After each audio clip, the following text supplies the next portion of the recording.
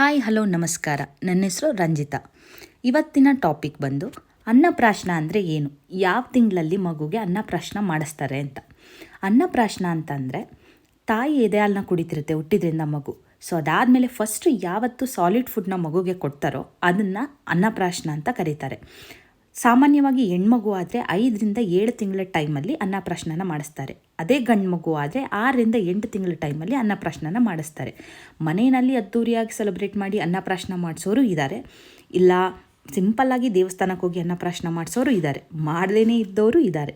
So ನಾನು ಕೂಡ ದೇವಸ್ಥಾನಕ್ಕೆ ಹೋಗಿ ಅಂದರೆ ಹೊರನಾಡು ಅನ್ನಪೂರ್ಣೇಶ್ವರಿ ದೇವಸ್ಥಾನದಲ್ಲಿ ನನ್ನ ಮಗುಗೆ ಅನ್ನಪ್ರಾಶನ ಮಾಡಿಸ್ದೆ. ಮೊದಲನೇದಾಗಿ ನಾನು ಹಾಸನ ಹತ್ರ ಇರೋ ಒಂದು ಹಳ್ಳಿ, ನಮ್ಮ ಅಮ್ಮ ಮನೆ ಬಂದು. ಸೊ ಅಲ್ಲಿಂದ ಬೆಳಗಿನ ಜಾವ 4 ಗಂಟೆಗೆ ಹೊರಟ್ವಿ. ನನ್ನ ಮಗುಗೆ ಫುಲ್ ಕ್ಯೂರಿಯಾಸಿಟಿ. ಫಸ್ಟ್ ಟೈಮ್ ಅವನನ್ನು ಮನೆಯಿಂದ ಹೊರಗಡೆ ಕರ್ಕೊಂಡೋಗಿದ್ದು, ಎಲ್ಲೆಲ್ಲಿ ಏನೇನಿದೆ ಅಂತ ನೋಡೋದ್ರಲ್ಲೇ ಅವ್ನ ಟೈಮ್ ಕಳೆದೋಯ್ತು. ಅಲ್ಲಿಂದ ಹೊರಟ್ವಿ. 8:15 ಅಷ್ಟರಲ್ಲಿ ನಾವು ಮಾರ್ನಿಂಗ್ ತಲುಪಿದ್ವಿ ಹೊರನಾಡನ್ನ. ಅಲ್ಲೋಗಿ ಒಂದು ರೂಮ್ ಮಾಡಿಕೊಂಡು ಫಸ್ಟು ಫ್ರೆಶ್ ಅಪ್ ಆಗಿ ತಿಂಡಿ ತಿಂದು ಅದಾದಮೇಲೆ ದರ್ಶನಕ್ಕೆ ಹೊರಟ್ವಿ. ನಾವು ಹೋಗಿದ್ದು ಮಳೆಗಾಲ ಆಗಿದ್ದರಿಂದ, ಮಳೆ ಟೈಮ್ ಆಗಿದ್ದರಿಂದ ಅಂಥ ರಶ್ ಇರಲಿಲ್ಲ. ಸೊ ಕೌಂಟ್ರ್ ಹತ್ರ ಹೋಗಿ ಅನ್ನಪ್ರಾಶನಕ್ಕೆ ಮತ್ತು ಕುಂಕುಮಾರ್ಚನೆಗೆ ಟೋಕನ್ ತೊಗೊಂಡ್ವಿ. ಅದಾದಮೇಲೆ 11 ಗಂಟೆ ಅಷ್ಟರಲ್ಲಿ ನಮ್ಮದು ದೇವ್ರ ದರ್ಶನ ಆಗೋಯಿತು.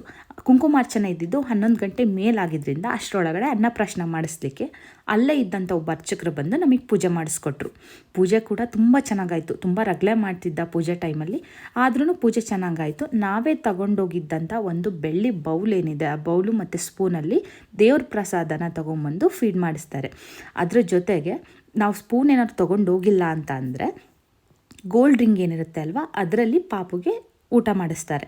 ಸೊ ಅತ್ತೆ ಮಾವ ಸಂಪ್ರದಾಯದ ಪ್ರಕಾರ ಮಗುಗೆ ಮೊದಲು ಸಾಲಿಡ್ ಫುಡ್ನ ತಿನ್ನಿಸ್ಬೇಕಂತೆ. ಸೊ ಅಲ್ಲಿ ಕೇಳಿದ್ರು ನಮಗೆ, ನಾವು ಮಾವನ ಕರ್ಕೊಂಡು ಹೋಗಿರಲಿಲ್ಲ ಅವನಿಗೆ ಮಾವನ್ನ. ಸೊ ಹಂಗಾಗಿ ನಾವು ಮತ್ತು ನನ್ನ ಮನೆಯವರನ್ನೇ ಪಾಪುಗೆ ಅನ್ನಪ್ರಾಶನದ ಪೂಜೆ ಮಾಡಿಸಿ ಫೀಡ್ ಮಾಡಿಸಿದ್ವಿ. ಅಪ್ಪ ಅಮ್ಮನ ಜೊತೆ ಹೋಗಿದ್ದೆ. ಸೊ ಹಾಗಾಗಿ ಅವ್ರ ಆಶೀರ್ವಾದ ಪಡ್ಕೊಂಡು ಮಗುಗೆ ಮೊದಲನೇದಾಗಿ ಪ್ರಸಾದನ ತಿನ್ನಿಸಿದ್ವಿ. ಪೂಜೆ ತುಂಬಾ ಚೆನ್ನಾಗಿ.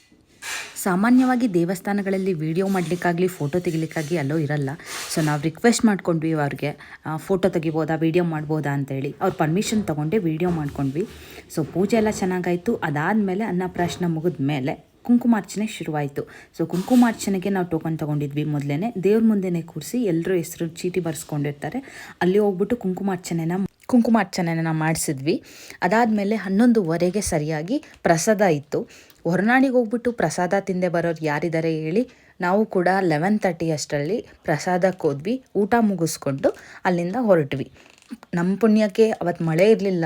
ಸೊ 4 ಗಂಟೆ ಅಷ್ಟರಲ್ಲೇ ಮತ್ತೆ ನಾವು ಹಾಸನ್ಗೆ ರಿಟರ್ನ್ ಆದ್ವಿ. ಇದು ಇವತ್ತಿನ ನನ್ನ ಹೊರನಾಡು ಅನ್ನಪ್ರಾಶನದ ವಿಡಿಯೋ ಆಗಿತ್ತು. Thank you all.